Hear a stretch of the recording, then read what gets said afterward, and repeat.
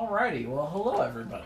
Welcome to ReGen D&D, and a little late on the recaps, but here we go. Lucius, aka Grendel. What happened last week, buddy? I did the intro last week. Someone else should do it this week. I think we should keep making you do the intros until you do the recaps. Oh, that's a great punishment. Well, maybe what if I like doing the intros, and I'm actually that's my ruse. That's my plan. Yeah. Well, then you're doing great.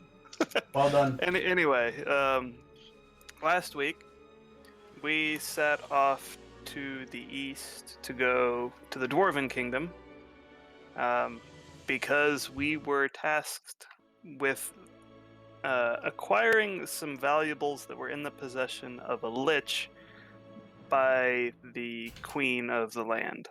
Crazy Queen. Yes, Crazy Queen.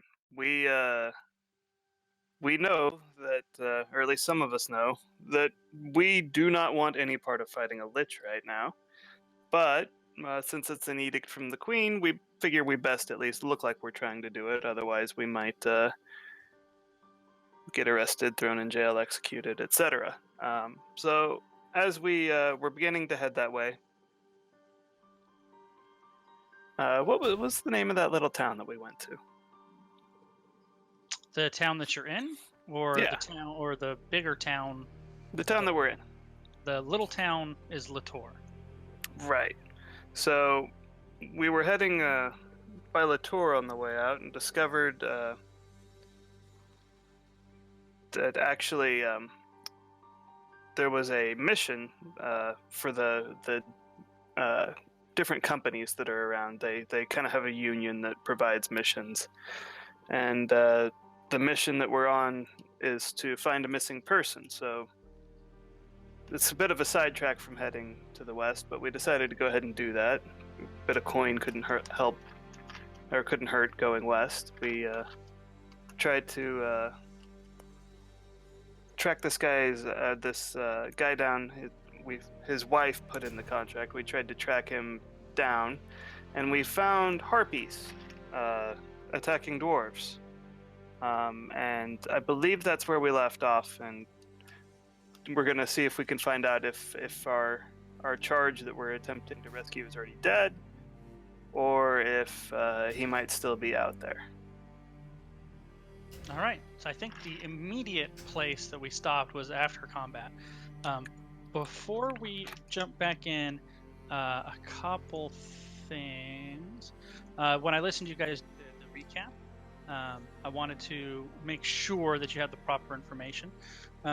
One small thing, but the NPC that Andrew bought muffins to was a halfling, not a dwarf, if I wasn't clear.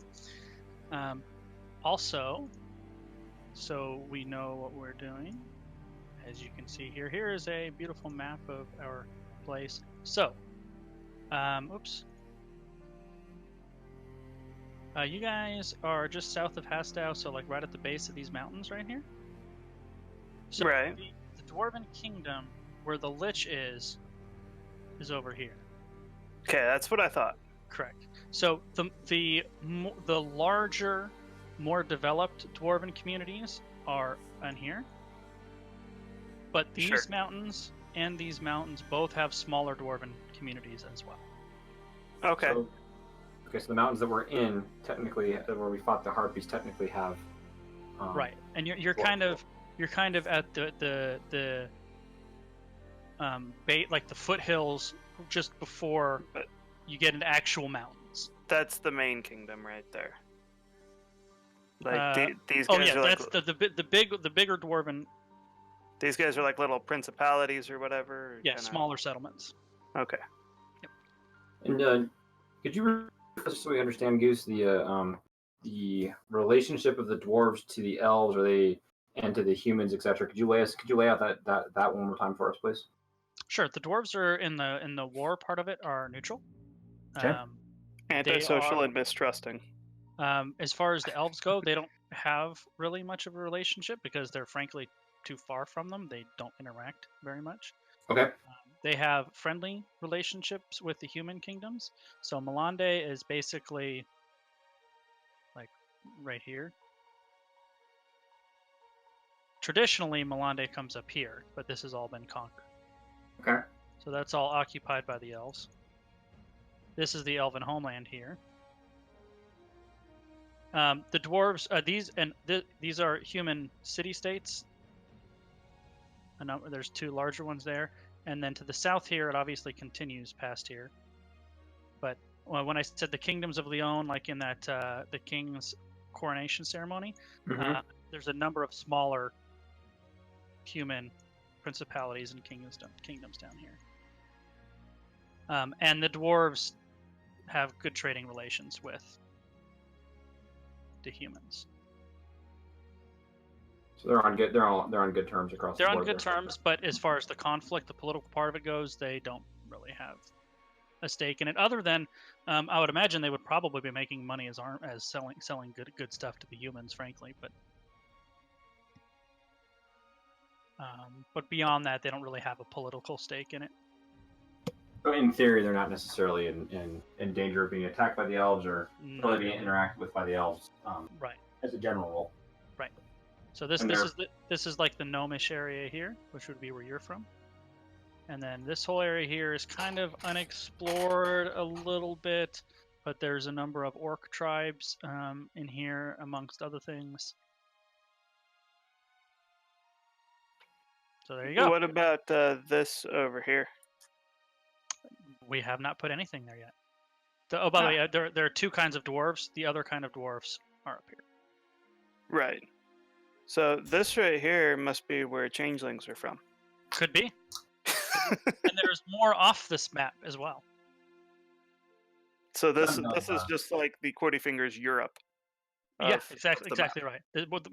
Even furthermore, Central and Western Europe of the world. Oh, so there's a very large map. Yes, there is. Have you made the full size map? I have an idea, but I haven't really gone into depth because it's not really relevant. Oh, it will be.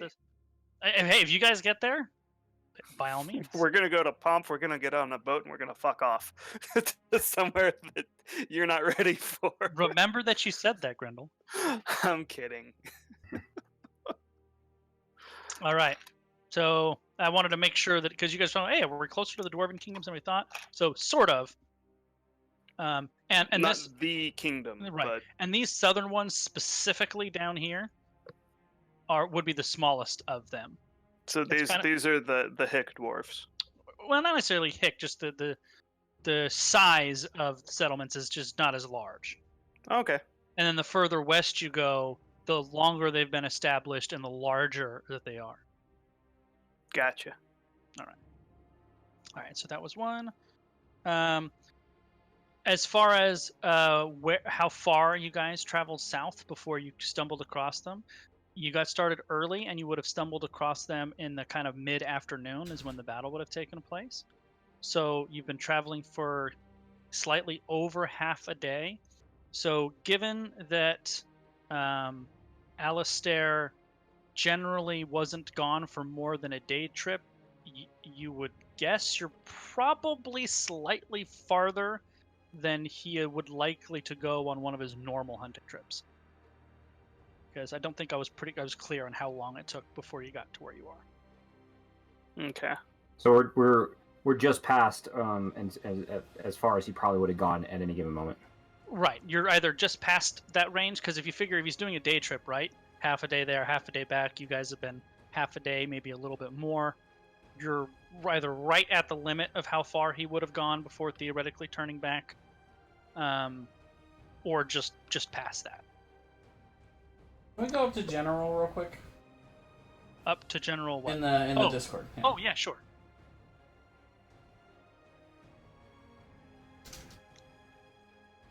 We left Andrew behind. Oh, there. I pulled him. Fred Boat. Fred Boat. Hey, Fred Boat. Yeah, we're trying. Fred Boat. No, nothing wants to play tonight. I think there's something wrong with Discord music play right now. It's just not not having it. Did he get patched recently? Yeah. I don't know. Now, the last thing I wanted to cover, and I think this is only going to be relevant for Jay, is I was thinking about it, and the weapons you guys carry on you I want to make sure it's realistic that you're not carrying around a small arsenal on you. Okay. So Jay. Jay's got a great axe and a great sword. So I kind of envision those strapped to your back, like in an X, right? Sure. The bigger ones. And if you're carrying 2 hand axes, Yeah. I think strapped to your chest is perfectly viable. But Well, where are maybe the waists? or waist, sure. But where are 4 javelins going is really my question. Wouldn't you like to know? Yeah, like if you didn't have one of the great weapons, I could see it going the part of the X. Okay. Does that make sense? Where he chooses to put javelins is none of your damn business. If he's walking funny, I mean, I'm just constantly clenching. That's it.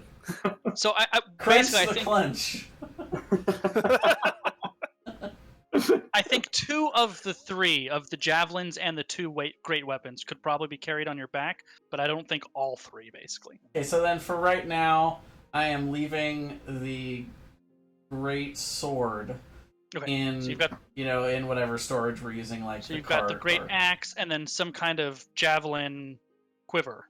Right, with sure, 4 that'll work. 4 javelins Perfect. there, the 2 hand axes on the waist, and got my great axe with me. All right, and you could even, I would say, the reason I said the hand axe is on the chest is if you still wanted the warhammer, I figured that could be on your hip. That's just fine. If you still wanted to carry the warhammer with you. No, I think for now I've put the warhammer and the shield in storage. All right, fair enough. Can you imagine if you came rolling up like that equipped, like to any situation? I need you to take out your weapons. What do you mean they won't let Yeah, me in the city? we've made Clank. the mask joke before. It's fine. Let's move on. All right. So let me bring up my little thing here. Yeah, I thought it was all a little bit less realistic than that. Like, I think we can find a nice medium. Sure. Because, like, we're also probably not carrying all the stuff we have in our inventories with us everywhere, but... Nope, probably not. But we would assume that we would think ahead of what we need and have it for the most part. Well, I mean, you guys are going to have, when you're traveling, you're going to have packs and stuff to lug around with you. Right. So, I mean, there's a fine line between, realism and... Broken, yeah. And fantasyism. All right, anyway. So, you guys just finished killing the harpies. And what do you do? Jeremy is sleeping. He's sleeping it off. He's leaning against the tree and recovering from falling 30 feet face first into a mountain. So, I immediately start sniffing to see if I can't sniff out our Alistair. Did you guys get something to give you the scent? I thought we'd gotten here. I guess we didn't get his bow, did we? We were just told to No. us. He was that going to use had it for a spell, but I don't think we ever got anything to sniff. No, that would have been something smart, but I didn't realize we had a scent tracking thing. So, scent tracking direwolf? Right. Yeah, that didn't cross my mind, I gotta be honest. Well, would he be able to just sniff for human? Human, yeah, just in general. Sure. I mean, you could start walking around, see if you could track something. I mean, you did it before. The tracks you found before were actually the dwarf tracks, by the way. Well, I Right. think the first thing we gotta do is we want to ask these dwarfs, if they. And that's fine. I'm just saying that's what I'm doing. Well, you guys do that, but I am currently around here just sniffing and really trying to see if I can't perceive any humans or doing that. So I guess what should I be rolling? Anything, Goose? Or That would be a Survival, probably. probably Nature, a survival. maybe? Thank you. No, I think survival is more yeah, appropriate. because I don't know what the direwolf does to it. That was what I'm saying. I know he gets advantage on something checks. Something dark. While you're looking that up, I'm walking the perimeter and just sniffing around and doing my thing. Can we assume that we're... What time of day did you say it was, Goose? Late afternoon. A perception check. There you go. Advantage on perception checks that rely on hearing or smell. So it's just going to be a regular check. So we would have left the T.O.R house at daybreak. Correct. 6 or 7 a.m. How long you did figure- it take us to come upon these? Figure this is like 1 or 2 o'clock. Okay. Somewhere in the early afternoon. All right. So we're pretty far away then. We're a good few hours into the forest by now. Oh, for sure. 3 or 4 hours, at least 4 or 5 hours actually. Right, because Latour is not very far from getting to the foothills here. That's not what I meant to do. Okay, so then I would think it would be a little earlier then. Well, because you got to remember, you guys were tracking and trying to find things. You weren't like beelining it through. You would have spent some time trying to, you were trying to track people, looking for stuff. So it wasn't just a matter of walking A to B. Just kind of wandering around a little bit, seeing if you could pick up clues. Well, then, for Jeremy's sake, I would assume that we're gonna take a short rest, take a breather after this big battle. Absolutely. But then, we also want to kind of talk with the dwarves and see if they've seen any of the people that we're tracking, the Alistair or the two that had come in after. Okay. Okay, so I'm trying to stabilize this guy and this guy. They're all stabilized. Okay. Well, then I'm gonna try to get him to be conscious. Oh, don't waste any. No. I wasn't using any spells. I was just doing medicine. We need those spell slots. No, but yeah. So there's 6 dwarves. They're all alive. 2 of them are unconscious. So 6 or 5? No, 5. I'm sorry, 5 dwarves. 2 of them are unconscious. 3 of them are conscious. One of them walks up to you, Lucius, as you're trying to tend to his wounded, and he introduces himself as Zuri, and thanks you for helping him. He's got a fresh wound over his head. He's going to have a scar there.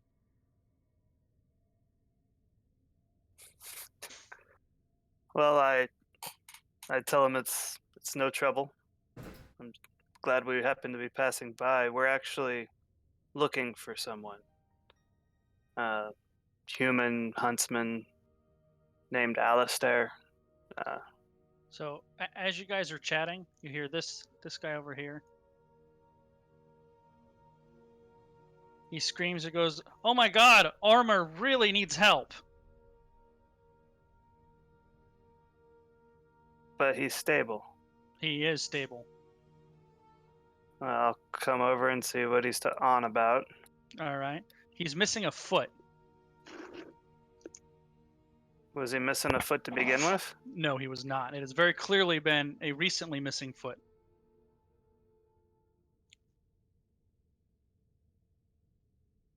Huh. Well, if at this point he's been stabilized by healing means, doesn't that mean like the bleeding stopped? Oh yeah, yes, the bleeding has stopped. He's just concerned that his friend had his foot hacked off.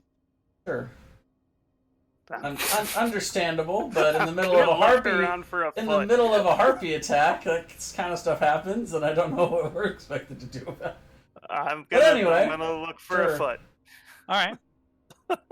You do find a foot nearby. No, you find a foot nearby. Gonna hold it up as this is. Is this what you're looking for?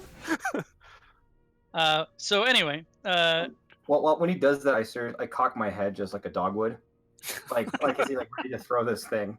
Like in. Oh my God. Yeah. Bitch. So I'm looking at it, and it's obvious that I'm messing around a little bit to them. I would assume to my party members, but I just thought. I think it's funny. So yeah, I'm totally cocking my head like I'm about to take off after this thing. Doing the whole thing where you throw your paws out forward and kind of get low and your tail's wagging. Yeah. And I'm just shaking my damn head. Still sniffing, but yes.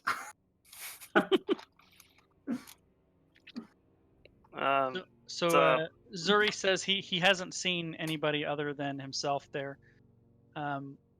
They're from the nearby settlement, well, not nearby, but semi-nearby, of Hald Boldar. It's a dwarven settlement, and they were looking for new veins of minerals to begin to exploit. He says, yeah, the harpies are semi-common when you get further up in the mountains, but I don't usually see them this far down. And we were looking for a member of our party who's gone missing. We can't find young Ollie. Any inkling as to where he might have gone? He said no. Just one morning, he went off to, do his business, and he never came back. We couldn't find him. Have you noticed any other strange behavior from the local creatures? You said the harpies aren't down here normally, are they? He says no, not really. We're getting ready to head back now because we're, half dead and missing feet. But no, we haven't seen anything unusual other than Ollie went missing. All right. Well, Wasn't too far from here though. All right. Well, we'll keep that in mind. If we find anything, we'll try to send word to you if we can. He said, So at that point, assuming that I'm not smelling anything, right, Goose? Even with that perception check earlier. that is correct. Okay, so I'm gonna shapeshift out, back into Merrick. Well, wait. Okay. No, don't do that. Oh. I mean, not trying to armchair general, but I mean, we could still use you to track for as long as you're in wolf form, because we're going, right? Yeah, I'm just trying not to metagame too much. I was gonna say you need to get something that if they have anything that smells like Ollie. Oh, But- Yeah, he wouldn't be able to say that if he's a wolf. I gotcha. By the way, so it's only been a few minutes since we left Brennan, because we would have ran in. That is correct. Yeah, he would be somewhere waiting for you guys like he was told. All right. Well, I don't really need to do a short rest for me, so I'm gonna start heading back and meet up with him and bring him back here. All right. So this dwarf right here is the one with the missing foot. Yes, he has no foot. If I were to put his foot against his stump and healing word him, would it glue his foot back on? It would not. No. Okay, well I'm gonna healing word him and try that anyway. Okay. It does not work. But he wakes up. But he does wake up. Yes. So I'm gonna be like, here's your foot, and hand it to him. I tried to stick it back on. Sorry about that. Thought you might want it. I don't know, as a souvenir, keepsake.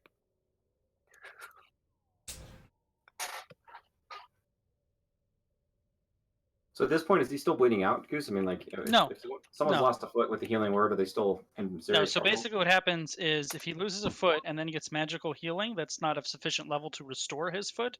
The wound closes, so he's not bleeding out, but now he does not have a foot. So he heals 9 hit points. All right. Well, he's at full. Just minus. A foot. The fact that you saved that guy, like, I mean, how close those guys came to dying, considering how much damage those harpies were doing. Oh yeah, I saved like 3 of them. Yeah.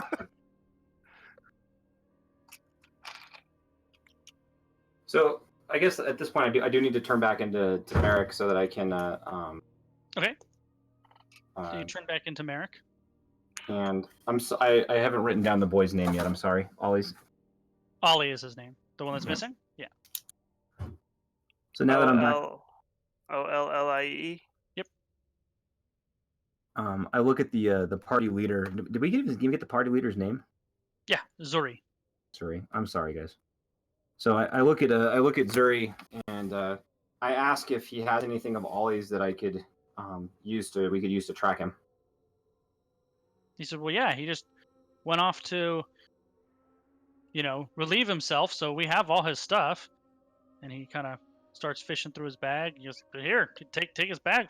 There's nothing in there. It's just his, clothes and backpack, and so he's got plenty of stuff of his." Can I kind of start looking through it. Do I find anything interesting in there, or is it just clothes and stuff? No, it's just traveling stuff. Okay. But stuff that definitely has always sent. I'm Oh, assuming. for sure. Okay. Yeah, for sure. I'm So gonna lean over to Merrick and say, "How long can you be a wolf for?" I can stay a wolf for an hour. An hour. And I need a long. I can do this one more time today, and I need a long rest after. Okay. So I look at Zuri and I ask, can you give us a description of Ollie? Is there anything distinguishable about him that I should know? Does he walk with a limp? Does he what should I know about Ollie? He said, "Well, he's the youngest of us, so his His beard is probably only a foot long, poor young pup. I And, smile and nod. Can't And tuck it he- into his belt yet. Can't tuck it into his belt yet. And he, this was I don't his know, first a trip foot out. down, that might be. He's got a flaming red beard. He's on the thin side for a dwarf. Hasn't quite filled out yet. And I ask him for a youngling. How is he gonna fight? Just as good as we are. So I smile and I'm completely non-sarcastically, non-deadpanned. I say so pretty good. I'm trying to build him up. Lucius is trying so hard not to laugh. And As well Merrick is doing. This is exhausting Merrick, but Merrick is going for it anyways. He says, "Well, as good as miners can be. We're not really fighters. That's not what we do. And I say, so what is it you do besides mine? We drink Drink. and we mine." And okay, and so I ask, is there a where on the chance that we find Ollie, how can we reach you? He said, "Well, you could send word to Hald Buldar. That's our hometown, our home settlement. It's a few days to the south in here, up in the kind of mountains area as opposed to foothills." All right, and is it we okay, how Boldar? Hald Buldar. Boldar.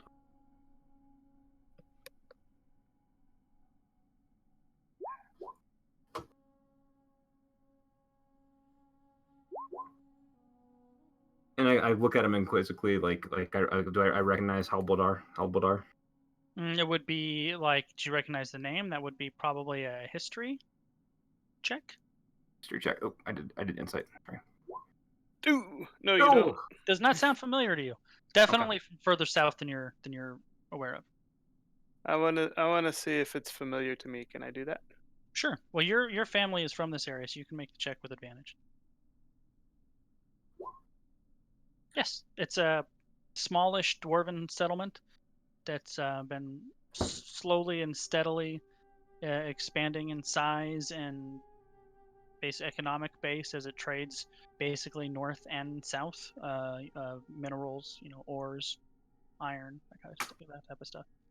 Typical dwarf stuff. I relay the information to Merrick. There you go.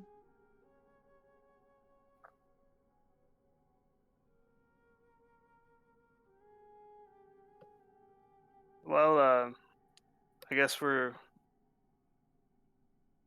Do you guys need help making it home? Do you think you'll be good from here?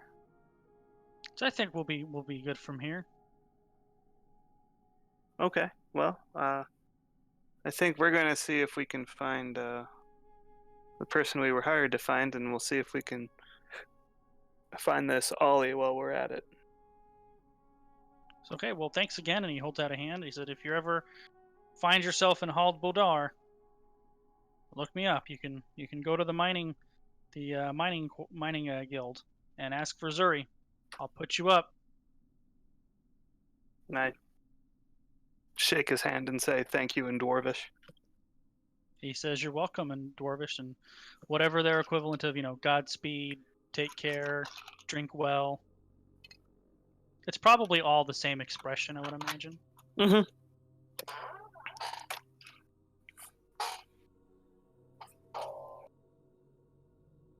So I imagine about this time I'd be arriving back with Brennan and the horses. Yep. As he walks up, he was, still a little bit too enthusiastic about the adventuring life, but you do see the kind of color drain from his face a little bit as he walks by the ripped apart harpies, the gore everywhere, the dwarf walking away without a foot, being helped by his friends, the other dwarf who's very Me waving his foot at him as he leaves. the other dwarf who's clearly sustained some kind of internal injury, the way he's holding his ribs.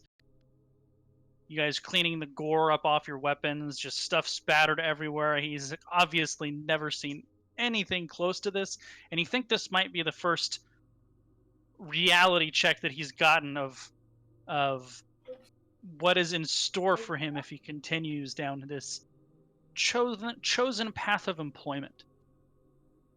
Well, Look at everyone, go, well, shall we eat? And then search farther. sounds like a plan. Well, while we go off to do before, I like to search the harpies to see if they have any loot.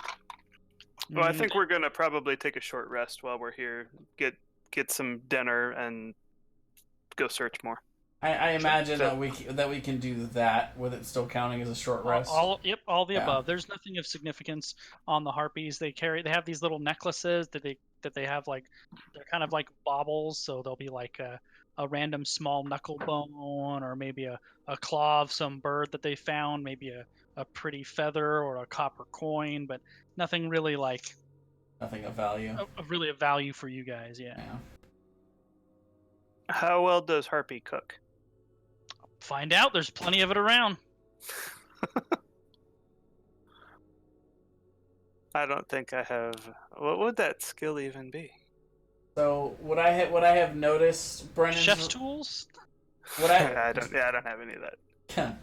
Do you feel like I would have noticed this reaction from Brennan? Make an insight check.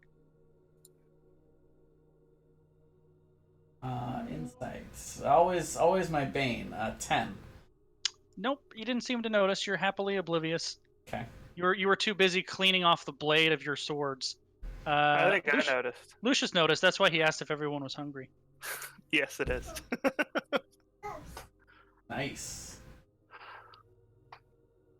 Do I get to see him like throw up in his mouth a little when I say No, he that? doesn't do that, but he's definitely got the little bit of the mouth agape, and like I said, the kind of color draining from his face. Okay, you guys gonna take a short rest? I believe so. Okay. Then I will roll for Jeremy's hit dice that he can recover here. See, so you guys are 4th level, so he has 4d6 plus his con modifier times 4. Let's see. Oh, what a terrible roll, DM. 13. Let me look at his character sheet here. I'm doing the. I didn't take any damage dance over here. Oh yeah, because you have separate health bars for both your in form and out of form, right? You're right. You did take 13 damage. Yep, but it's gone. But it's gone. I didn't take any damage. So 4 times 2, that's 8. So he got 21 health back, and he doesn't have it here, but he said he was at 7. So 7 plus 21 is 28. So he's currently at 28 of 31 hit points. I know That's Jeremy was pretty going to be good. late. Is he going to join us though tonight? Yes, he said he should be here basically any time now. Okay, cool. Okay, well, you guys have a nice stack of harpy jerky, and rest and recover, clean up your weapons. Maybe give Brennan some Pepto-Bismol. If you have any short rest abilities, recover them. If you're going to use any hit dice other than Jeremy to recover, now is the time as well. I don't get anything back as a cleric when I short rest. Yeah, me either. Well, Really, hit points. except for hit dice. My hit points are full. I never got hit. I think Wild Shape requires a long rest. Let me double check though. I'm pretty sure it does. One of the ways they balance the game is most like divine, like spell casting type abilities are recovered with a long rest, and a lot of the fighter abilities are recovered with a short rest. And you know what? It's a short rest unless I didn't change it. No, I don't see why they would. If it says short rest in the book, it's short rest. Cool. I mean, I'm that's what I have on the character sheet. Oh, but yeah, expands when you finish a short rest. There you go. So you got your Nice. wild shape back. There you go. All All right. right. You can be a wolf twice. So Yeah, figure that's it's let's say 2:30ish in the afternoon after your lunch break. All right, we gotta try and hurry, if we can. I'd really like to complete this today, if it is at all possible. So I explained my intention to the group because Crunch had walked off to go get Brennan, and Lucius had heard me ask so I could have Ollie's pack. But I explained to Crunch and to Brennan that I'm gonna shapeshift back into a wolf and sniff and see if I can't get the scent of Ollie, and that we can go try to track him down. All right. Well, if you do manage to find the scent, don't wait for us. You can go ahead and follow it, and we should be able to track you well enough to follow, decent at a All right, decent so pace after you. I'm gonna go ahead and say you have advantage on the survival check. So go Okay. ahead and roll survival. Before he does that, okay, Mhm. never mind. Nice. I want to do a locate object and see if I can find Alistair's bow. Well, you could do both. I mean, there's Sure. If it's within 1,000 feet, it'll ping on my radar. If not, then it won't. nothing happens. Right. Okay. So, do you guys doing your regular spells?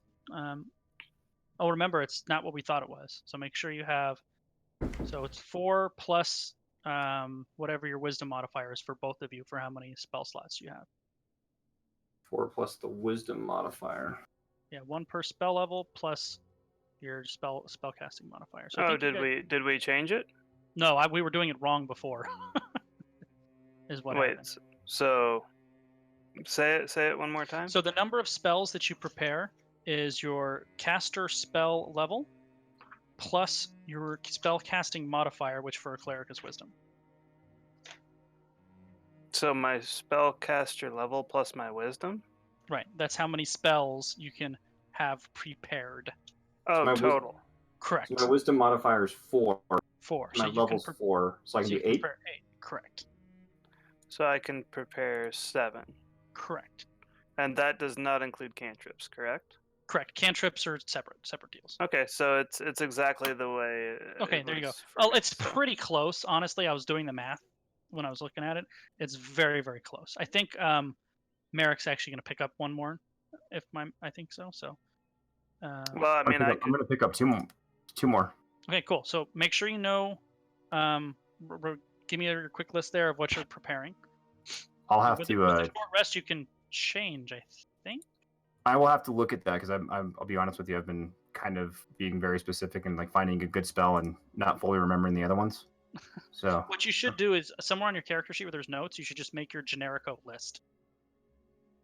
okay, yeah, but I'm healing word, moonbeam, detect magic, entangle, goodberry, and ice knife.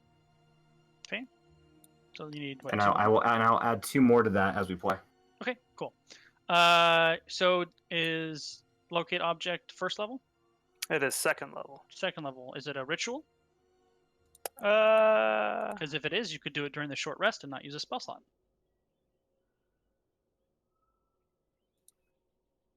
no, it is not. Oh, shucks. It is not with. You do not get a ping on your radar.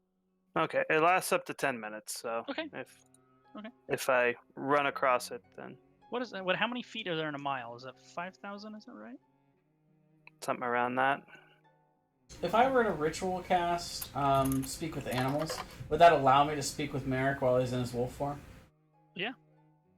Then I'll 5,280. go ahead and do that while we're on the short So rest. that's basically Fifth of a mile, fifth of basically. a mile. It's really not that far, honestly. No, it's not. Sounds right. like a lot though. Yeah. Okay, so mark down your second level spell. You cast locate object. It lasts for how long, you said? 10 minutes. 10 minutes, okay. And Merrick, you rolled a 20 on your survival. So you sniff his stuff and you start sprinting through the woods. And after a short while, you definitely pick up on the scent. And it heads to the west by northwest from where you're at. A little bit toward slightly higher altitude. You're heading uphill a little bit. Okay, so I kind of dart back and make sure that that they're. I'm doing like just like you've read in every single book we've ever read where someone's following a wolf or a dog. They run ahead and then wait, and then run ahead. Yeah, and then go wait. ahead and run back. That I'm doing all of that and bringing them along with me. Okay, so you after maybe 20-30 minutes or so, make a perception check with advantage. Jeremy, what's up? Perception check with advantage. That was a 12. But I don't. Right. What's the But advantage? you have Well, advantage. the advantage so it's is a you get the 19. highest of the two, so you get actually 19. Okay, cool. You still have the smell of Ollie, but you also are smelling another animal nearby. another animal, like a not a human. Correct, an animal. Do I recognize the smell? 19. Probably. It smells like a bear. Well, I would recognize bear. Come on. Yeah. Well, it's not what we recognize. It's whether 19 is high enough to be that specific. But I think it is. Okay. I was like, come on, man! Of all the animals I could recognize, like. So as we're kind of following, and as he keeps coming back to us, if it ever looks like there's something that he wants to tell us, then I'm gonna take a minute to ritual cast speak with animals. And Okay. If he starts pulling off the old lassie. that's right. Okay, give me a minute. So you need to decide if you're going to, by you I mean Merrick, are you going to follow the bear smell or the ollie smell?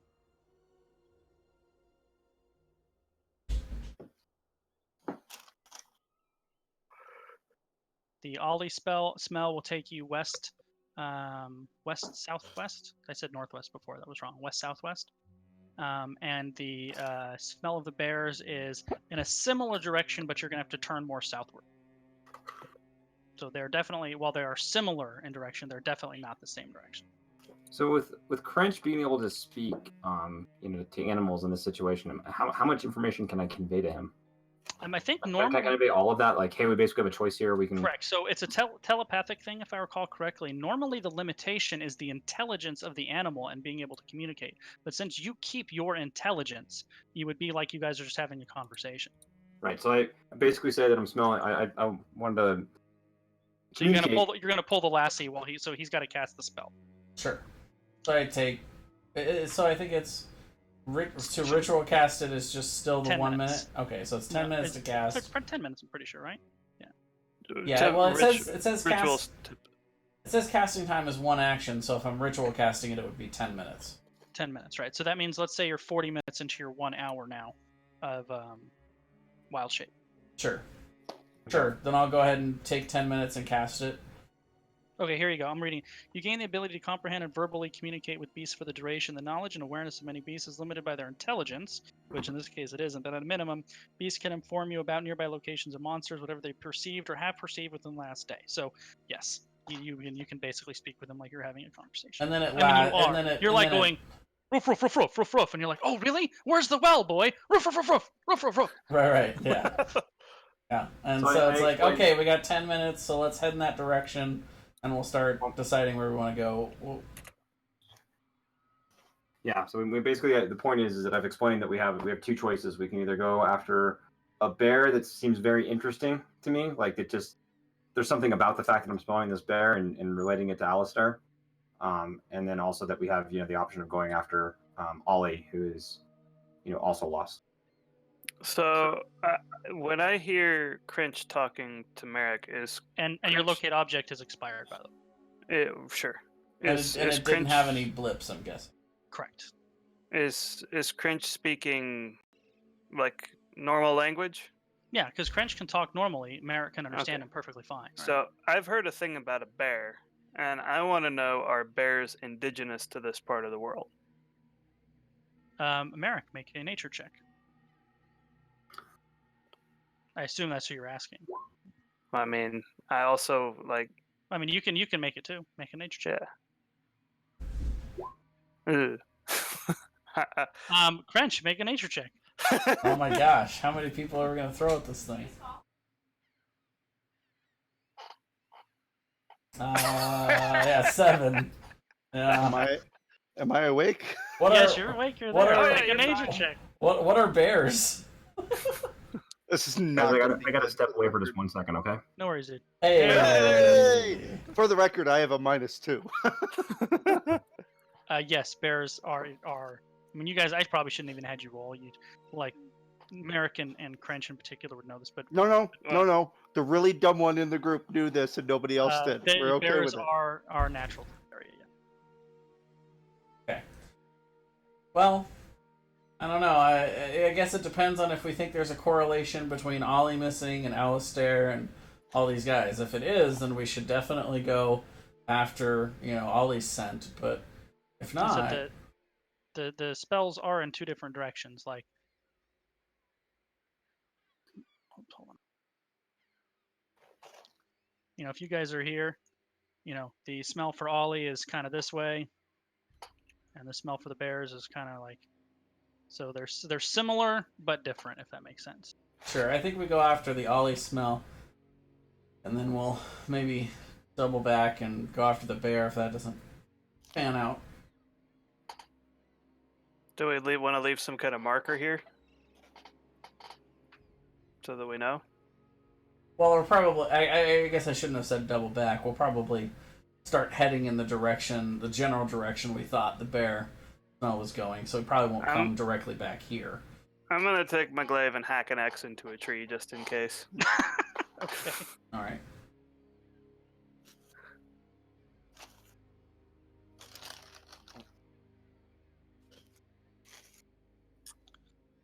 All right, so you guys start following Wolf Merrick, and after about 10 minutes, he's going to need to make a perception check. If somebody wants to just roll that for him, we can do that.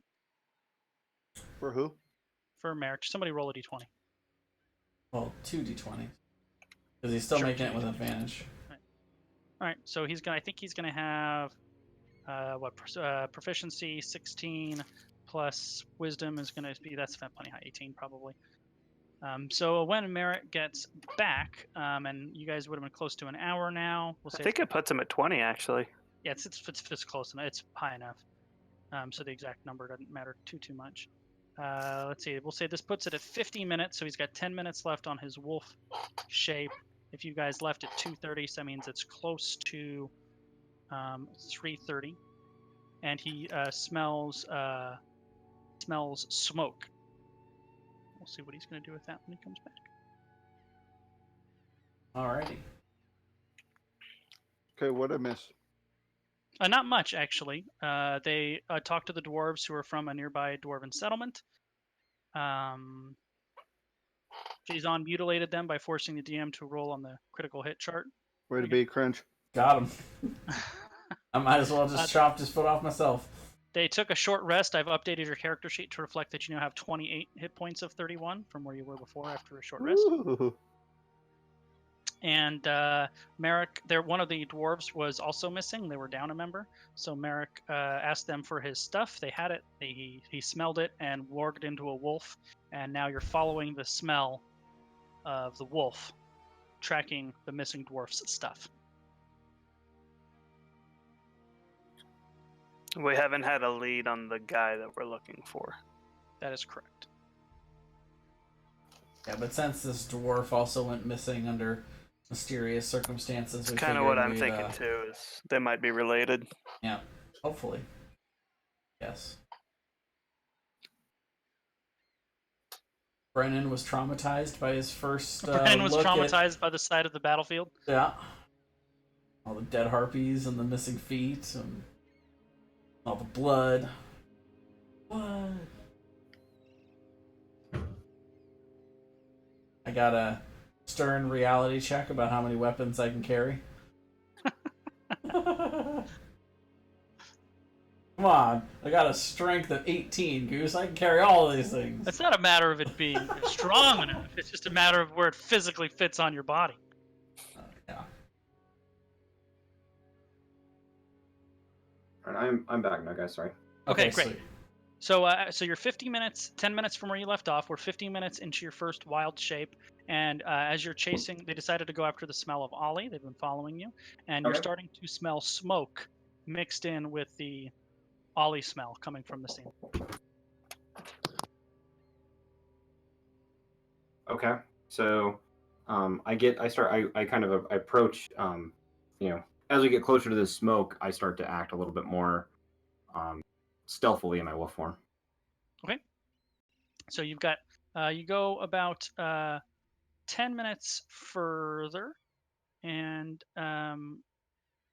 as you guys catch up, as Merrick, your wild shape has expired, so you're now Merrick again. You see smoke coming from a short way in front of you, but before it was obscured by the trees and such, it looks like it's coming from the side of a probably a large hill or a small mountain. It's a little bit. I mean, it's certainly possible to hike up there, but it looks like it's kind of coming from the side of a hill. So it's impossible to hike up. No, you definitely can. No, it is hikeable. It's just from where you're sitting, all you see is smoke coming from what looks like the side of the hill, and the hill is hikeable. You can hike up there. So, since Pooh hangs out with me, I kind of do a bird whistle for him. Nothing that would be distinguishable Okay. as anything other than natural noises. And He flies on down. Yeah, kind of, and I kind of get do an idea, trying to get an idea from him as to what we're looking at up on top of the hill. Okay. Well, he wasn't looking. You can make an animal handling check and see if you can get him to take a pass and come on down. And then, do you speak with animals? I do speak with animals. So you don't. It's just something you do, right? Yes. Yeah. I just do that. Okay. So yeah, you can certainly ask him to do that. He flies up there and he describes. He's got a bird intelligence of like 2. Don't be making fun of my bird. He's at least smaller than Amon. He's a bird brain. Yeah. No. Are you smarter than a forest bird? He An African describes. swallow or a. I mean, not much, but I am.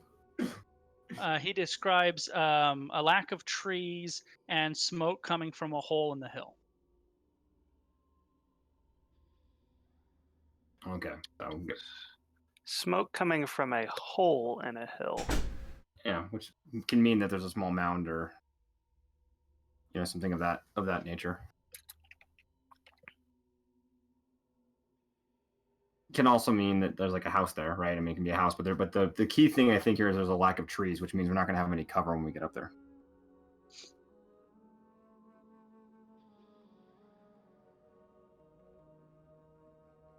What time of day is it coming to be? The wolf shape just expired. You guys left at 2:30, so it's about 3:30 in the afternoon. And it's summertime, so figure it's gonna get dark. What, 7? 8. Yeah, something like that. 7, 8. Yeah. And if we were to make a Figure you're gonna start getting twilight conditions at 6:30, something like that. How long is it gonna take us to get back to the T.O.R house? If we were to just beeline it. If you really beelined it and you moved fast and weren't trying to be stealthy or find anything, 4 to 5 hours if you really hoofed it. Okay. All right. Well, I think we should try. You guys have kind of gone a roundabout way. You didn't really beeline it directly here. You came over here, fought the guys, tracked the thing, came down, came over. I think we should try to go in stealthily, but we definitely need to check this out. Marching. I'm gonna let everyone in the party know that I'm pretty well tapped as far as magical ability goes. I have 2 second-level spells, and that's all I've got. I'm gonna ask Merrick if he's got any of those good berries. That won't help. I mean, I could eat up to. I can eat up to 4. So. Merrick has healing spells too. He just can't heal while he's warged. He's a druid. He can heal just fine. Sure. I don't think he's used any of his spells yet. That wasn't what I was thought they were saying. I thought they were like, eat this, you'll get spells back. I was like, no. Oh no, but they will heal. They will help with healing. Sure. Does Merrick have any more of those good berries? Merrick, do you have any good berries? Oh no, we lost Andrew. Merrick, no! You're muted, Andrew, if you didn't realize, by the way. I've got good berries. Cool, give me 4 of those good berries. I wouldn't mind starting off at full health here. So, I kind of toss them like you would. If I wanted you to, trying to toss popcorn. Oh, and I'm totally playing that game. Make a dexterity check. Oh, I'm very dexterous. I got this. Here we go. Boom! Natural 20. Nailed it. The You did it with a flourish too. You're like, "Dah!" The last one went out wide, and I totally did a cartwheel jump to catch it upside down. Yeah, the whole thing. How many more of those do you have if you gave him 4? I've got 6 at that point, I believe. Let me double check that, but I believe I should have 6. If you're interested in topping people off, I believe Amon is down 3 hit points. So I've got 6. Yeah, so I give Amon 3. There you go. So now Jeremy's at full health. All right. There is a footpath up the side. It's single file to start walking up there. So what's the marching order? Yeah, I'll go first. I will go second. All right. That's okay. That was me in the first campaign. The first session. So let's see. Crench in front. Merrick second. Eamon third. Merrick would be Right? fourth. There we go. Yeah. Merrick first? No, Fourth. Fourth. Okay. Yeah. All right, so you guys been. It only takes you about 15 minutes to hike up there, and as you crest the kind of trail, there's like a. And we're trying to go stealthily. Okay, we'll make stealth checks. That's important. Oh, also, because is Brennan going with you? I don't think that's a good idea. I think it's probably a good idea for us to go ahead and go check on this, and for you to wait here where you can still be somewhat hidden. Any other opinions? I kind of throw you a look like I'm maybe not thinking that's the best idea, but I don't want to let Brennan know that I'm not sure it's the best idea. Well, I mean, is this path walkable by horses? Yeah. It's And not difficult. It's just narrow. But if we're going stealthily, we're not going to bring the horses up, which is a Also reasonable thing. And do we feel like there's reasonable cover in the area for him, that he's not going to be easily noticed? Yeah, well, but before you start hiking up the hill, it's kind of lightly wooded. You could stay down there easily enough. As you climb up the side of the hill, the trees kind of start to not be there anymore, so it's more in the open the more you climb up the hill. Or climb is the wrong word, hike up the hill. We can also tie the horses down here, and Brennan can come with us. True too. And then if any combat, any of that happens, we can just have you stay put, stay back, or come back here. Guys, tell me, is he going? Yeah, I think he's coming with us. We'll just tie the horses and. So where's Brennan? So tying the horses at the bottom of the hill. Where's Brennan in the marching order? Put him between myself and Amon. There. All right. And now everyone make a stealth check. This is for Brennan. I don't know. He's taking super his job stealthy. very seriously. I can see that. 11 for Crench. I rolled a 5 and 11 last time. I'm a very loud gnome for someone who lives in the forest. Well, no, you got an 11. That's a good stealth check. He got a 5. I got a 5. Oh no, I thought rolled the 11 the first one he rolled was an 11. He rolled that was right after I rolled. Yeah. Yeah, that was 11. Okay. Yeah, I got you. Okay. Came on So, 12. So like if the DC is 10, all of us passed it. Correct. So as you guys, or actually I should say Crench, you see this first. Okay. So here's your little trail, right? You're kind of hiking up the side of the hill, and it kind of opens up. When you get up to here, it's a large opening. There's no trees. It's kind of grassy. Would be something like, it's pretty big. Maybe 200 feet this way and 150-ish feet this way. Okay. Right here is an opening, a cave opening with the smoke that you were seeing coming out. Okay. Do we see anything in the clearing? Yep, I was just getting there. You're All right. you're a little too fast for me. Sorry. There are 9 what would appear to be statues in the clearing. How big are the statues? They're the size of people. 8 of them are people-sized, and 1 of them is dwarf-sized. Oh, son of a... I don't like that you said Not they, cool, B. I don't like that you said they appear to be statues. All Oh, right. I'm quite sure that they're Quody Fingers statues. All right. So I think I've got a plan for So this. we're right over here, right? So you guys are coming up here. Go on. You trailed off. You guys are coming up this way. The party is coming up here. Okay. So I'm gonna signal everyone to stop, and we're gonna kind of crouch Will you around hold the up the fist? corner and look out on this, so we don't see Crench, anything make a moving. perception check. All right. Come on, baby. I'd like to nudge up beside Crinch and make a perception check too, if I could. So that's 19. You hear a small, what sounds like a clinking coming out from what sounds like clinking coming out from the cave. Clink, clink, clink, clink, clink, clink, clink, clink. Okay. No, we don't see anything moving in this space. Just the Negative. statues, just not moving. Correct. I'm gonna move up to the first statue. No, don't do that. Let's test this first. I'm gonna take a ball bearing out of my sack, and I'm gonna chuck it across the way, and see if it reacts to any noise or movement. Okay. You just huck a ball bearing. It flies through the air, lands in the grass, rolls off the other side of the hill. All right. Nothing happens. I'm gonna walk up to the nearest statue, All right.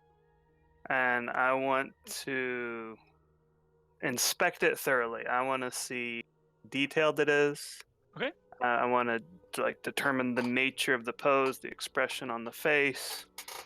Is it one of the human ones? Because there was one I explicitly said was a dwarf. So if you're going to the closest one, that is not the dwarf one. I'm just going to the closest one. We'll see. Here's your dwarf one right here. Hold on.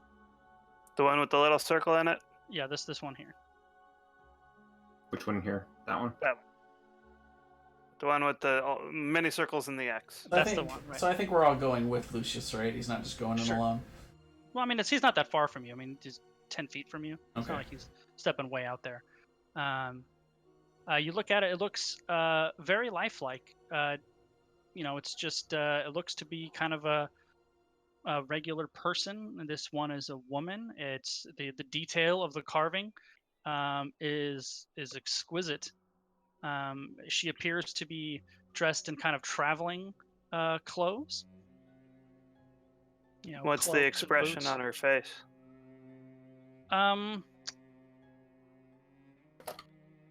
She looks kind of staring. That doesn't really her face doesn't really convey emotion.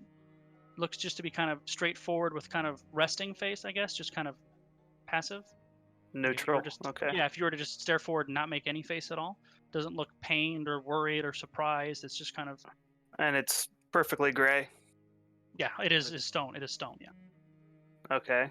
I want to go to the next statue and do the same thing. Actually, and make a perception check as you're investigating the statue.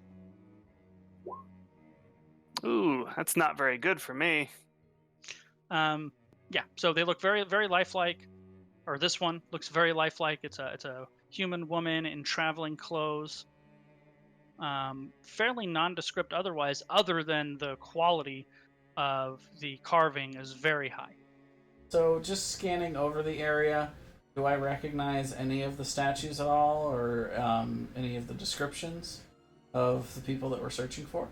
Well, there's a dwarf over there, so that one you guys have a missing dwarf on your list, so that would certainly warrant a second look. But beyond that, make a perception check. Is this just Grinch making that perception? Okay. You notice one of the statues is also bald, and that was one of the descriptors of Alistair, was that he was bald. Does he have a bow? The statue does not have a bow.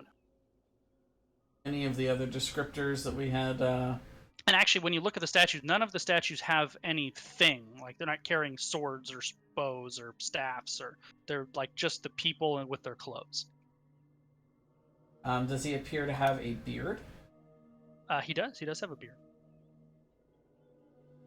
It's this one right here. And do any of the statues, do the people look surprised, scared?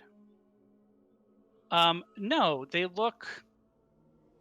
The facial expressions are all the kind of neutral one. But otherwise, they all appear to be like doing something, like almost like baseball, like an action shot. Baseball card to be swinging the bat or throwing a ball. They Sure. all kind of look like they're doing something, but they're not always the same thing. And what do they appear to be made out of? Stone. Okay. All right. Oh, So I'm getting the idea. and actually, anybody, when I say this, you're all going to do it. So, assuming you're all examining the statues closely, everybody other than Lucius, because you already failed it, may make a perception check. It feels really bad. I got a +7. Womp womp. Yuck. Womp.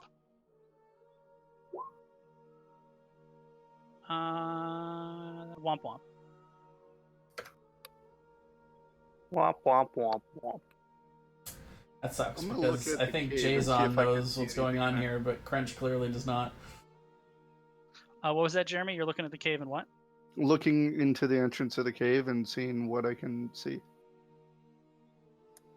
You kind of glance in there, and it looks like it goes for about somewhere between 5 and 10 feet in kind of a narrow entryway, and then it opens up. You can't see too much other than like a flickering light, which combined with the smoke you would assume to be some kind of a fire. All right, I'm gonna sneakily start entering the cave to look through. Okay, make a perception or a stealth check. Can I try and see Amon doing this? Sure. And see if I can try to follow him? Very, okay. very sneaky. He was Like- very, very sneaky. That is Not follow him, but kind of move in the direction ready to support him if he needs I it. was already thinking I would be heading. Yeah. in So the you guys are. direction We'll of say the. I don't see him. Well, he's right there. I assumed you guys would see what he's doing. Okay. And I'm also I'm going to go in there. So Yeah. the hallway entrance is figure what double shoulder length wide. It's fairly narrow. So what is that? Something like 4 feet wide, just under 10 feet long. And we're gonna say that you guys are in some kind of formation just outside the entrance, basically. 1, 2, 3, 4, Brennan. Okay, so Eamon, you very stealthily tiptoe to the edge of the entrance, and you peek your head around the corner, and it's a large clearing, kind of oval shaped. Long ways horizontally or long ways vertically? It's approximately 140 feet this way, and 100-ish, 90-ish feet this way. Okay. There is a campfire basically directly in the middle of the pretty large opening. It appears to be natural, the opening itself. There's also a small table and a couple chairs back here behind it. There's a little rug right here and some miscellaneous like crates and barrels of supplies over here. There's a second rug off over here, some kind of a desk with some supplies on it right here. And right here is a halfling who looks like he's making tea. And he's whistling to himself.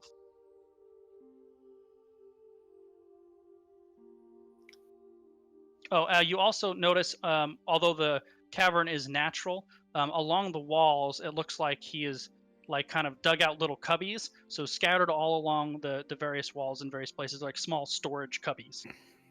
Okay. I'm gonna try to sneak around to here, hugging the Okay. wall. You can definitely try to do that. Okay, he's making tea right there, isn't he? Yeah, he's literally sitting in the room, so it would be very difficult to do that, but not impossible.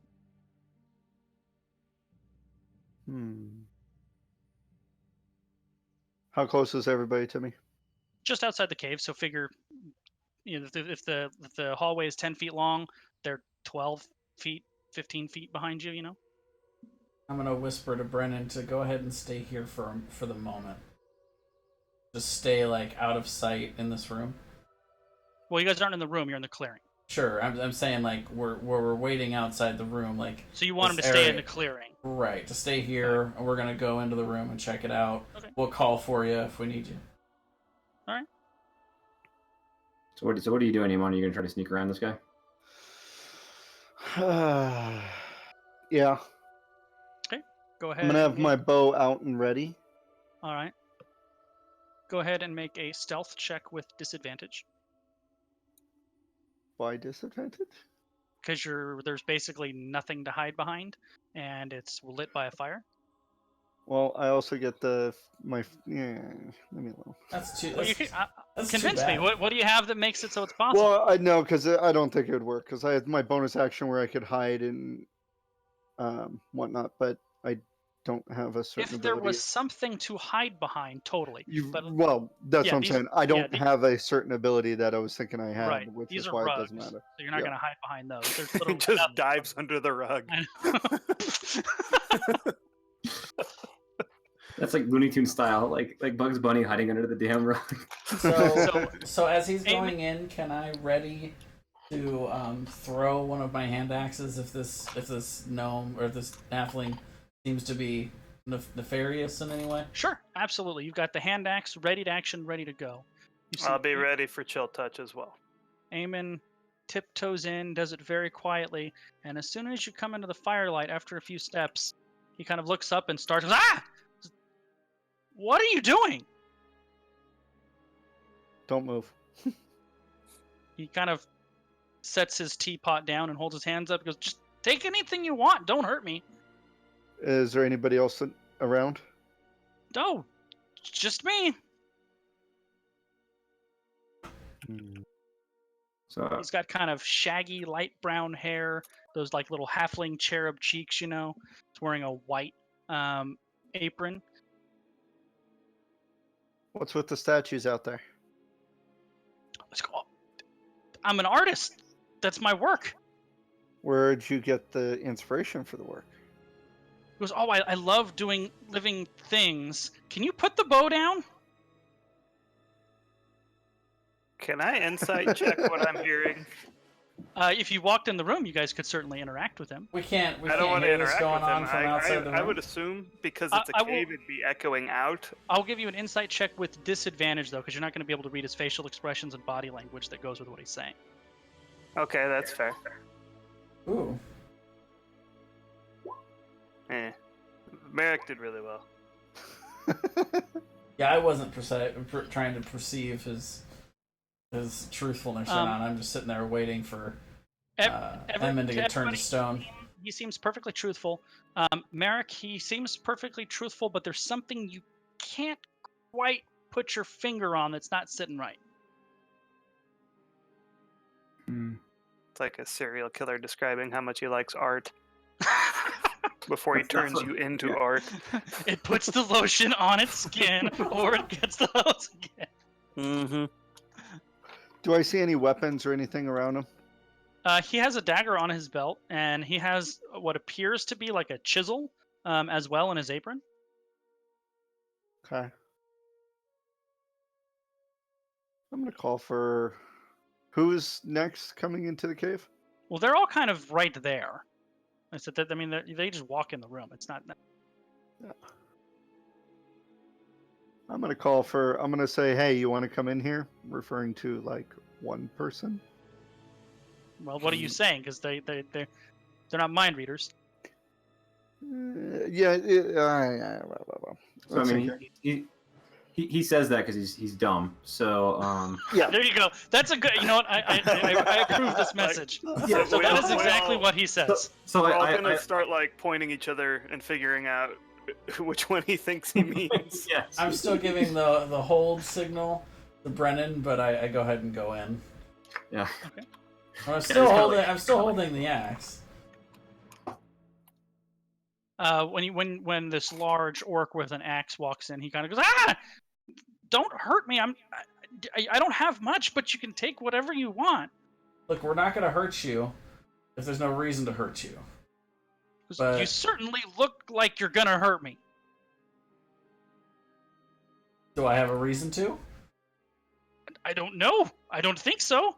But he's got a bow. You're huge, and you're holding an axe. All right, look, we're looking for some people, and we seem to have seen some of their likenesses out in those statues out there. Can you explain this to me? Sure, I like to be inspired by life, so I run across like travelers or people in the woods. I like to wander the woods a lot, and people that I meet, I like to be inspired by their likeness. And I came out here. There's so much stone here nearby, and the beauty of nature inspires me. So when I meet these people, I wanna make their likeness. I came out here to focus on my art. Do I see any weapons? Any reason to think that I would be physically threatened by this character? Just the he's got a dagger on his belt, and he's got what appears to be a chisel in his white apron. So I have a question. Mhm. How long did we gather from the dwarves that Ollie had been missing? Not very long. Like a day? I don't think you got a specific time frame, but I would say within a couple of days would probably be the impression that you got. Certainly not more than a week. Okay, and do we have any kind of sense of time as to how long it would take to carve a statue from solid stone? Probably longer than that amount of time you would guess, specifically in that amount of detail. I'm gonna ask him specifically how long it takes him to carve Were each you one. only? Oh, you're in there, right? 1 second. That's too smart for you, Amen. Yeah, especially without Grendel being in there. Hold on. Yeah, I was going to. I was thinking about. I'm gonna ask him, how long ago did you come across the bald guy with the big red bushy beard? Oh, excuse me. The dwarf was the one with the red beard. No, Alice. Okay. They No, both it said he is bald and They- big red beard. Is how his They wife both described actually him. had a red beard. I described them both with a red beard. Oh, There you go. You're both not wrong. prejudice against redheads. Gotcha. So I'm sorry. Which one did you say you're asking about, Jay? Alistair, Are you describing him as the bald one? the bald one with the big red beard. Yeah. He goes, oh, well, that's been a few weeks now. He was hunting, I think. When I came across him, he was a nice enough man. Do you have any idea where he went afterwards? No idea. Can you please put those down? And that's where I'm going to do my insight check. Do I believe him that he has no idea where this guy went? Sure. Make an insight check. 14. Seems like he has no idea where that guy went.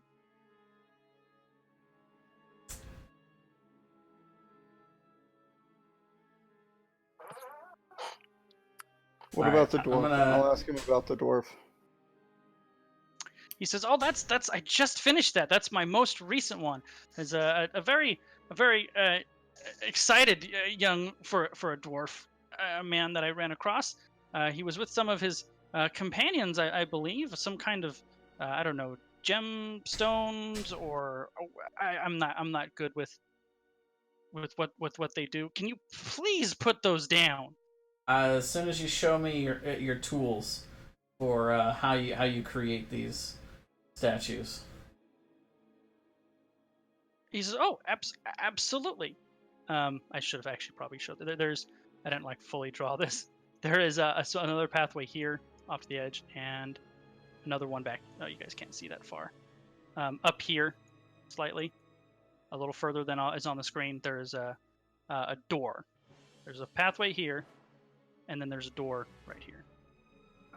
I'm going to, I think, walk in now. That Okay. he's talking about leading people away. I don't like the sound of that. I'm going to motion for Merrick and kind of shrug to see if he wants to come too. Sure. And You see Brennan kind of point to himself, like, right. I point like where he's standing. Said- Stay here. He goes, "Well, my workshop is right back there. I can show you what I do." Is there anyone else here? No, just me.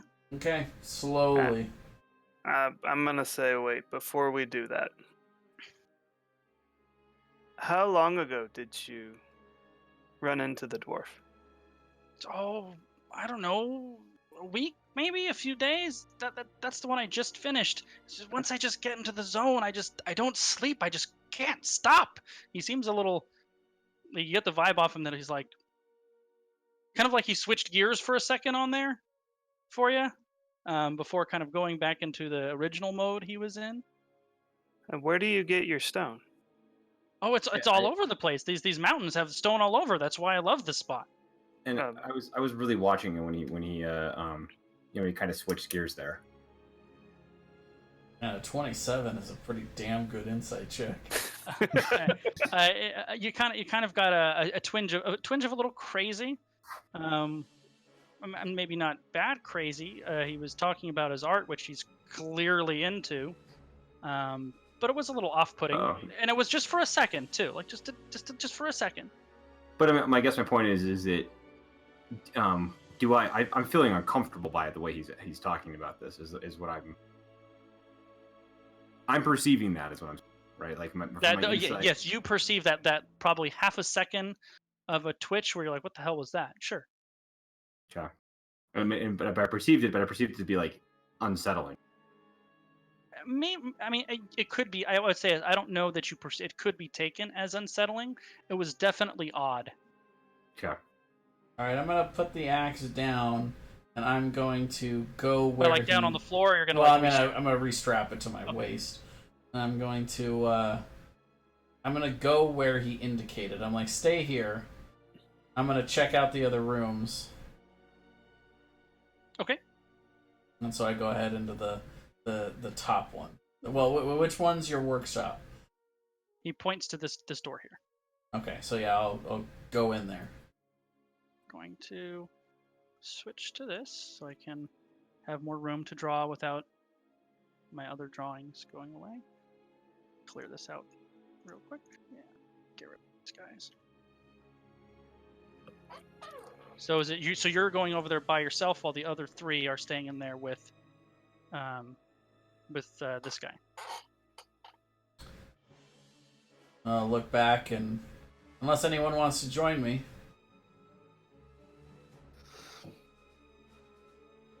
No. Okay. All right. So here's the pathway that you're coming from. There's a door, or actually it would be open. So it's like, so there's no hallway, just kind of the door is in the opening. Okay. So you would open the door, and there's a hallway. About 20 feet or so long this way, and then there's a door here and a door here. Okay. I'm gonna call back. Well, yeah, I guess I'll just check out the right door first. The right door is locked.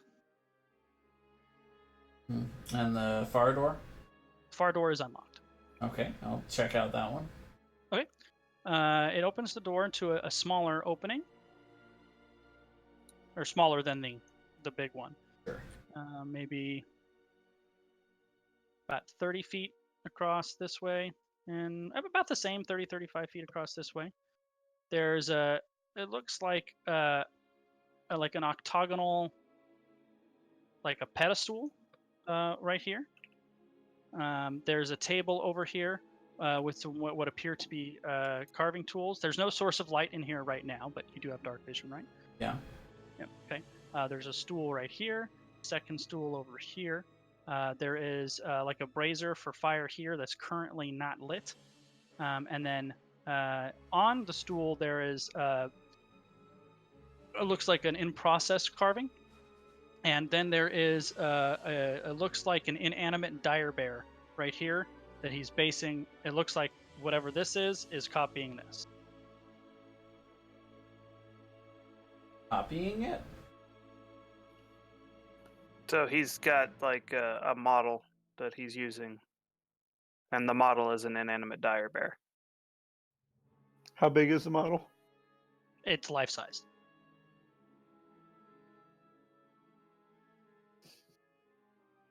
Well, I'm not there. The only one that there is Cringe. Yeah. So- Crench, the model is life-size.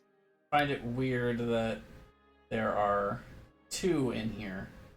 So I call back to. One basically looks like a stuffed live dire bear, is what it looks like. Like a taxidermied. Like a taxidermied bear is what it appears to be. I call back to Crench to say, Crench, it'd be helpful if you told us what you were seeing in there. Yeah, I'm calling it back as I see it. And then the one on the And stand. I want to go up. I want to go up and touch the one that seems like it's a taxidermied dire bear. So this right here is stone. It was a stone block. It looks like he's maybe halfway done with it. So it looks like a bear, but it's not like fully done. Yeah. It's hard to tell even with dark vision, but it feels pretty fucking real. But it's not moving. But it is not moving now. I'm gonna call back and ask him. It's kind of in the the roar pose. All right, I'm gonna go back and into the room and tell him what I saw. So we'll give we'll say you're in there 3-4 minutes. Sure. All right. So while Crench is walking through the dark and checking out stuffed bears. Whoops, that's not what I meant to do. Are you guys all just holding your weapons, pointing them at this guy? I'm not. I never drew my weapon. Okay. I'm using mine like a walking stick. Jeremy, you still pointing a bow at this dude? I got my usual quarterstaff, but it's. I'm gonna it's still readied, but not pointed at him, like kind of in front of him, kind of thing. Okay, so we'll say maybe 90 seconds after Crench goes through that first door. He's kind of holding. He's like, I was making some tea. Do you guys want some tea? There's the kettle's on the floor right in front of his feet. No, I'm good, thank you. He kind of picks it up. He's holding it over the fire. After a minute or so, you see him go. There's some cups on this table here. He walks over, grabs a cup, pours himself a cup of tea. So are you sure? Nobody else? No, thank you. Okay. I don't know, Brandon might want one. I don't think anybody else got that joke. So he picks some packet off the table, appears to be, I don't know, spicing his tea maybe, or putting something in it. He kind of stands there and he starts drinking. And you said when you were in there, you were kind of yelling back, describing what you were seeing, Crench?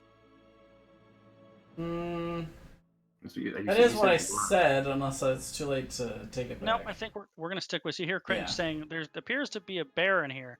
And the little guy gets excited as he's drinking his tea. He's like, "Oh yeah, that's my most recent one. It's the first time I've really gone after an animal. I think he's coming along really well." Do I hear this? I mean, I'm sure you kind of hear the gist of it. Yeah, it's not that long. I'm gonna follow Crench. No, I am running back into the room. Okay, you see, as you start to head towards the door, you see Crench sprint back in the room. You guys almost bumped into each other at the door. I'm gonna say I want you to.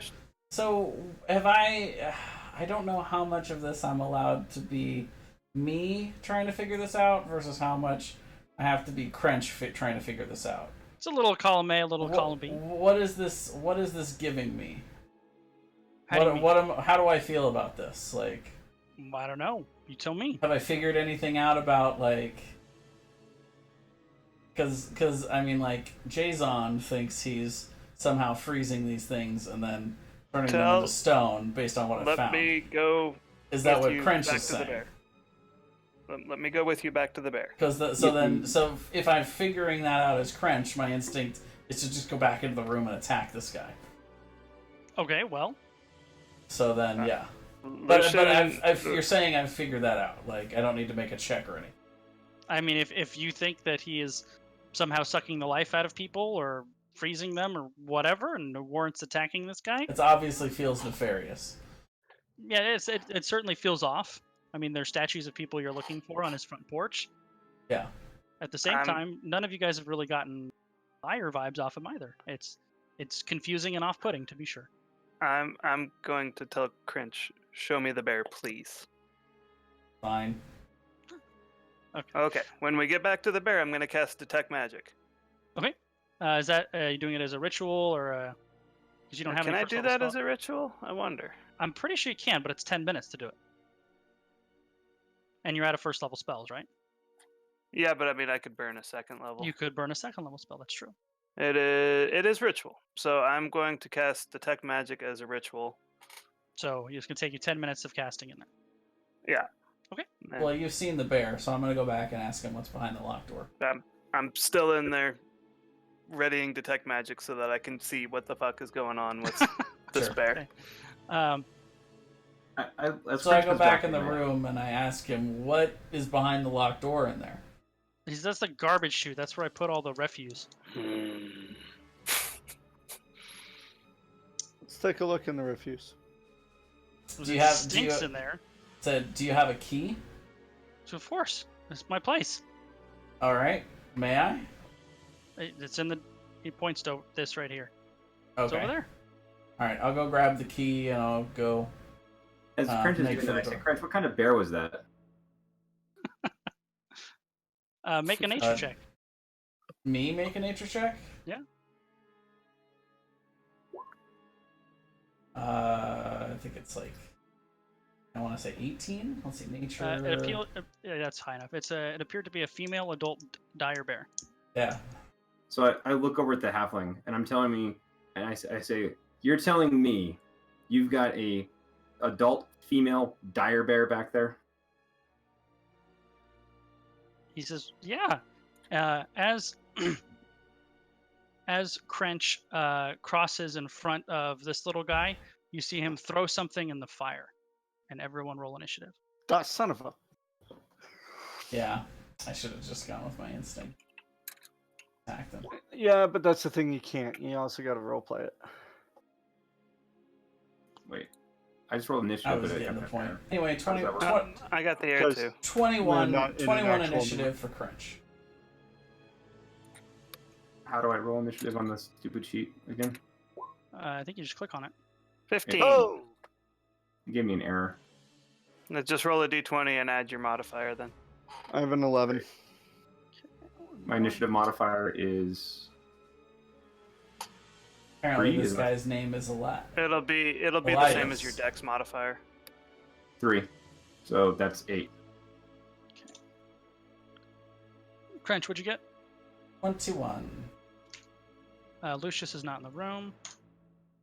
Ammon, But what'd I you get? did roll a 15. Okay. So whenever he comes into combat. Ammon? 11. Merrick? I rolled an 8. Well, I rolled a 5 with a +3.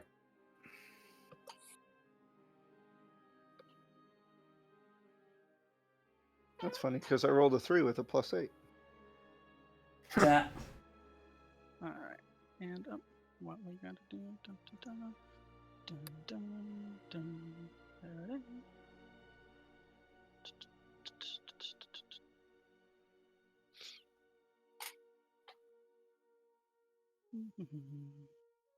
Give me uno momento, por favor, to get you guys set up here. Sure. Daynator. So just as a general question, are we planning on going late tonight, or are we planning on sticking I was to the planning on normal going time? about regular time tonight. Okay. Then this might be a good time for us to take our break. We can definitely if you guys want to take a 5 while I do this. Totes. Yeah, perfect. I'll get some water. So we'll be back. Do you guys want to say we'll be back at 25? So 8:25. Sure. Go. Oh, it's 7 minutes. We'll be right back.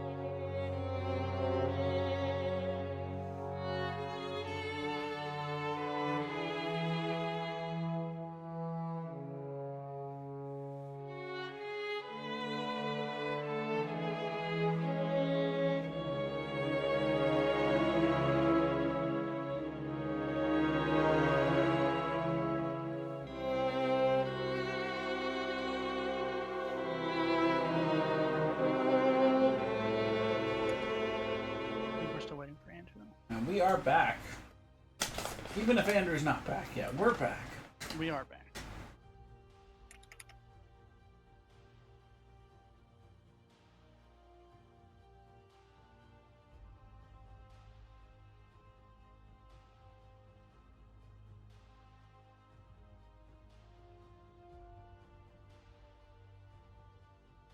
Alrighty. Is everyone here? I don't think Merrick is back yet. So.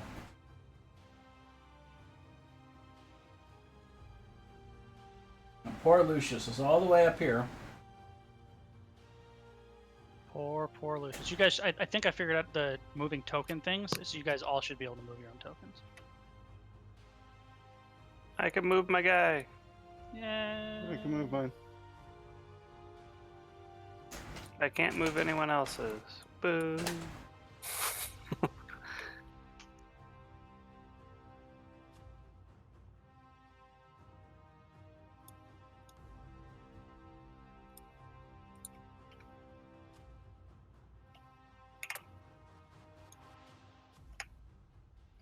So I guess it's going to be Jeremy's turn to come on Yeah, I think the reaction show with me this week.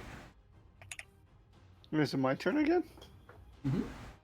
time flies when you're having fun, doesn't it? Sure. I'm pretty sure you went second last time. I went third. Okay. Yeah, because I did the recap the same week as the one I went on. I mean, I'll do it. I can do it this week. Not a big deal. Well, unless Andrew's dying to do it. I'm back. Sorry. No, it's all good, buddy.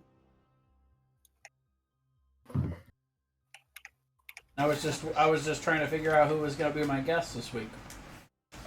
I am going to be in Boulder. So there it is. It's Jeremy. Colorado. Yep, I'm going. We are leaving for Boulder tomorrow morning. All right. Let me do one quick thing, and then Boulder's nice. Estes Park is better, but Boulder's nice. everyone here. And guess where we're going on Thursday? There, Grendel. Estes Park. You got it, but it's going to be snowing when we're there. It's going to be 78 degrees tomorrow, and it'll be 30 degrees on Thursday. Perfect. Yeah. Just in time to go to the Overlook Hotel. Oh, are you going to the Stanley? Yeah, we'll be at the Stanley for a bit, and then but we're staying with friends in Boulder, so we're just going up there for the day while their kids are in school and stuff. You know, it's something to do up there. Do you like whiskey? Yes. Go to the bar in the Stanley. All right. Now that I have that tip, I'll make sure I do it. They have over 1,000 different kinds of whiskey. Okay. That's awesome. Yeah, they've got some scotches that you can't even get in the States. I don't know how they got them. That is excellent. Okay, cool. So enough about whiskey, and now my mouth is actually watering, but I will be taking care of that tomorrow. Or Thursday, rather, but yes. So as the whatever he throws in the fire starts smoking around the room, he pulls the chisel out of his belt and attacks Crench twice. Ooh. With the chisel.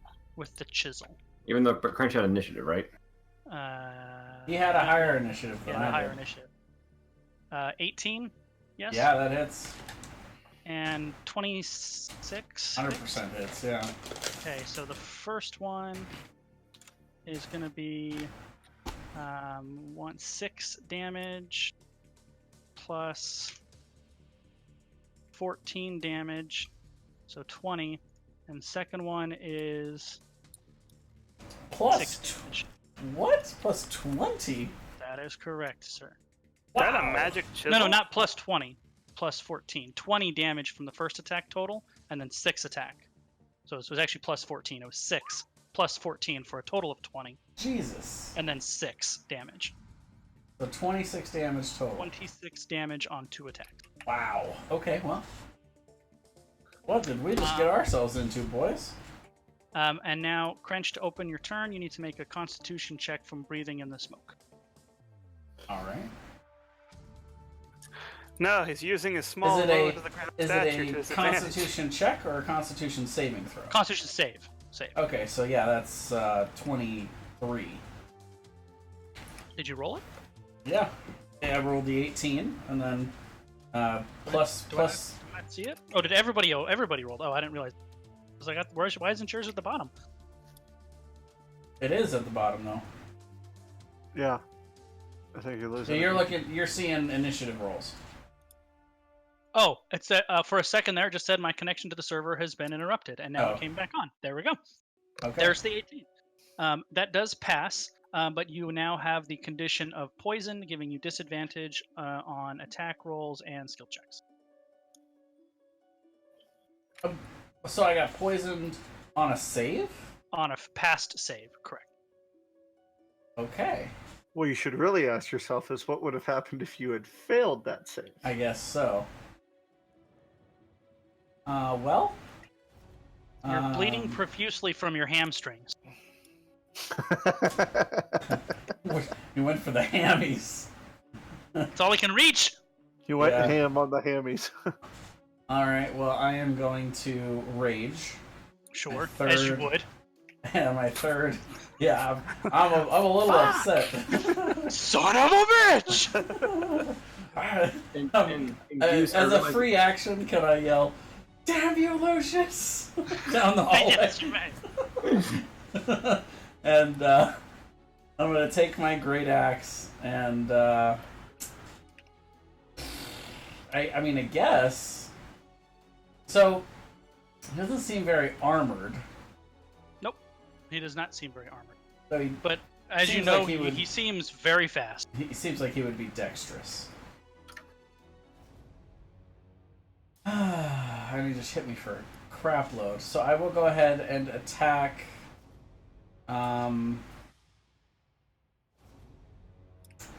Yeah, I'm just gonna straight attack. I'm not gonna put weight behind it, and I'm not gonna do it Sure. recklessly. Just a regular old attack. So, well, I have disadvantage apparently. But you have disadvantage from your poison status. Yeah, But if you're reckless, it'll make it a straight roll.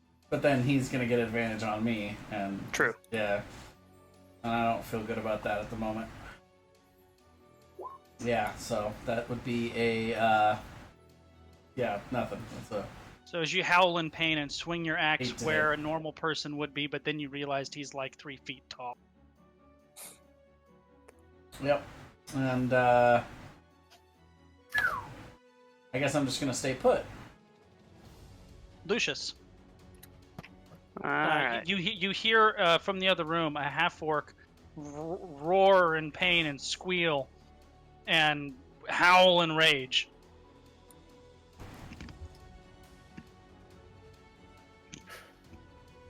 Can I see him from the doorway? Yes. Cool. We're going to try a chill touch on him. Does he have to make a save, or is it a range or a spell touch attack or a spell? The spell touch attack, that's going to be a 15. That hits. All right. So let's see. Chill touch is 1d what? 1d8.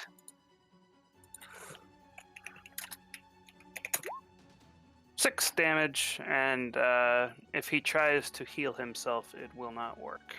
Good to know. All So right. how does one get unpoisoned? It's not like a try to shrug it off after at the end of your turn or anything. There are cure poison spells and antidotes. Okay. And I have lesser restoration, which is one of the extra spells that I added, which is a. That would get rid of it. We'll get rid of Yeah. poison. Okay. That's why it's nice having 2 divine spellcasters hanging around. Is that your turn, Lucius? That will be my turn, yeah. Okay. Eamon, make So a can- Constitution save. Quick question: with what he just cast on him, does he is he paralyzed with what he cast on him, or is just how I just don't, I'm trying to understand how the spell works.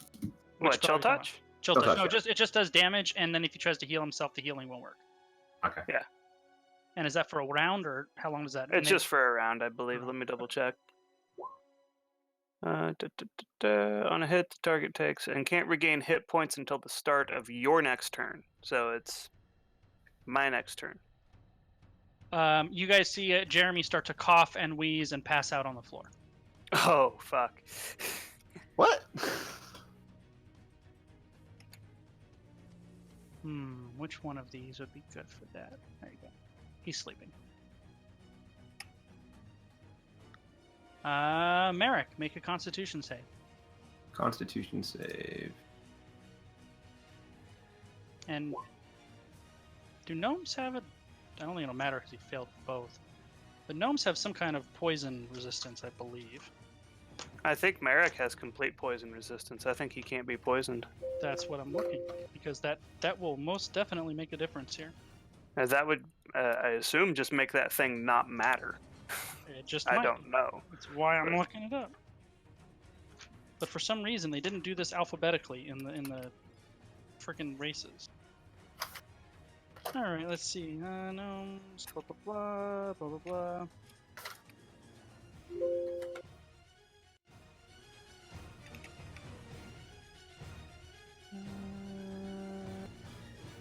Negative. He has. Remember this, by the way, Andrew. You have advantage on all saving throws against magic, basically. Well, Okay. all intelligence, wisdom, and charisma saving throws against magic. So that's really important to know.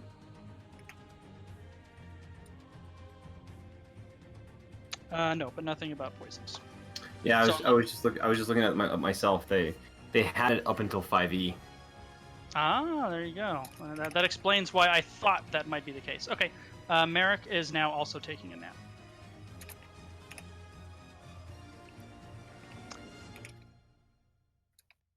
Sweet. Alright. And if someone's taking a nap, there's nothing I can do about taking a nap, right? Like I'm just out until something better You are happens. indeed taking a nap. Yes. There's Okay. nothing. Just wanted to make sure I understood how that worked. Yep.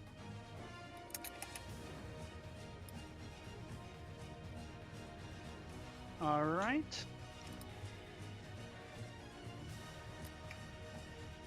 That brings us to Elias.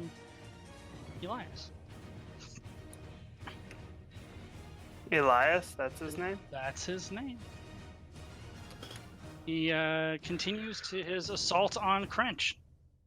13 Nope, Nope. that does not hit. and 12, so that does not hit.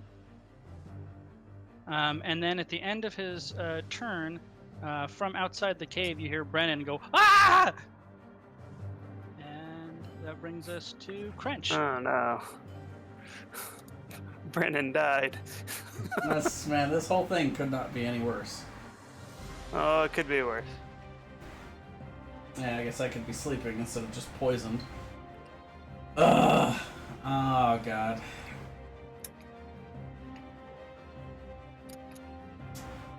You know what? I've been playing this character all or nothing for a while, and that's kind of his mantra. So I guess got to go for it.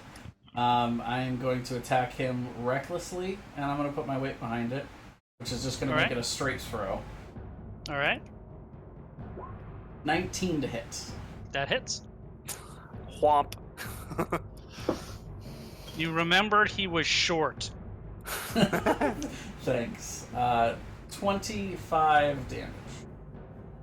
You see Crench howl in anger as his friends pass out behind him and rear back and just absolutely clobber Elias with a massive shot. He howls in pain, drops to his knees, bleeding from a massive side wound. But he's still up. He is still up. And then that will end my turn. Lucius. Okay. Let's see. 1, 2, 3, 4, 5. Hold on I one can get right there. Could I Okay, could I stand here? Before you do that, go back for a second. Right here. Nope, that is not what I wanted to do.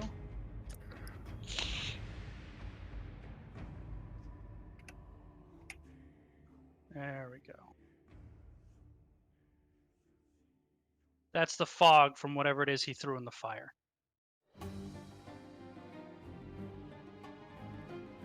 Okay. Can I stand on the table?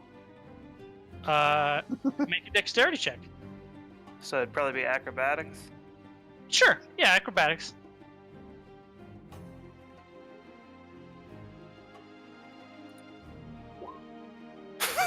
God. Wait. Can I stand here and not be on the table? Not after rolling to stand on the table, no. Okay, fair. You do get on the table, but you slip and fall to one knee. Okay. So would that end my movement then, basically? Yeah, so it'd be half your movement to get up, and I probably don't have half your movement yet, so I think that means your movement's ended there. So let's see, 1, 2, 3, 4. Yeah, I don't have half my movement. So but- you could well, you could stand up, and your movement would be over. That'd be the other half of your movement. Well, I mean, I kind of want to be kneeling so I can reach him. Okay, fair. That's fair too. Uh, I mean, your thing is probably long enough to reach him, even if you are standing up. You are adjacent. To Oh him. yeah, I'm not trying to hit him with my thing. I'm trying to Grab him.